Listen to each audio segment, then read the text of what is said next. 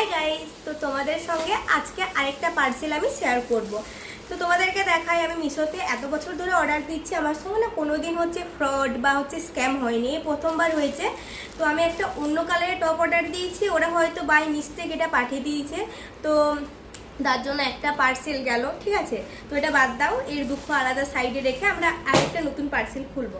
তো এটার মধ্যেও একটা ড্রেস আছে, যে টপটা আগের দিন দেখিয়েছিলাম না, মানে আগের বার, ওই টপটার সঙ্গে এই পার্সেলটা ছিল। তো চলো, এটাও একটা প্রিন্টেস্টিক খুব সুন্দর কোরিয়ান টাইপের টপ, 300 টাকার মধ্যেই দাম আর কি।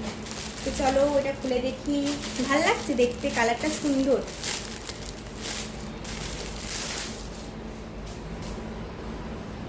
বাহ, লেসের কাজ করা আছে, এই যে